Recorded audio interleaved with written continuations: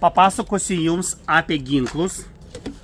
Komplekte yra 2 ginklai, 2 liemenės. Liemenės leidžia garus. Arba kitas komplektas, 2 pistoletai ir projektorius. Projektorius įjungia piešinukus. Ant sienos matom, įsijungia piešinukai skirtingose vietose ir mes su pistoletais turim šaudyti į vaizdus. Jeigu į piešinuką pataikom, piešinukas nukrenta. Pistoletai fiksuoja, kiek kartų pataikėm. Arba su šitais pistoletais žaidžiam karą. Įjungiam pistoletus. Dabar pistoletai vienos komandos nariai. Keičiam spalvą pistoleto.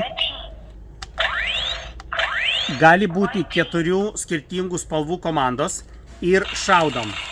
Jeigu pasibaigia kulkos, tokiu būdu kulkos įsistato. Jeigu pistoletas pataiko į kitą pistoletą, mažėja gyvybių.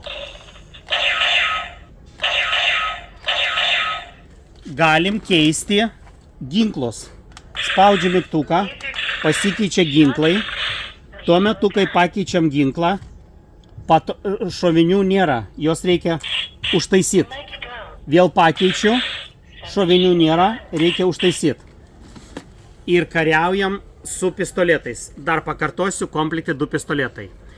Dalyvauti gali bent kiek pistoleto. Atstumas 30 metrų. Jeigu turim tokius pistoletus, jos reikia būtinai dar padovanoti savo draugam.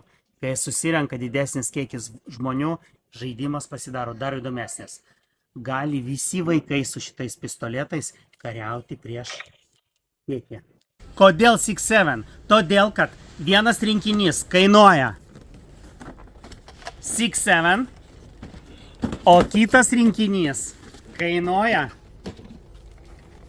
7-6. 6-7, 6-7. Laiko.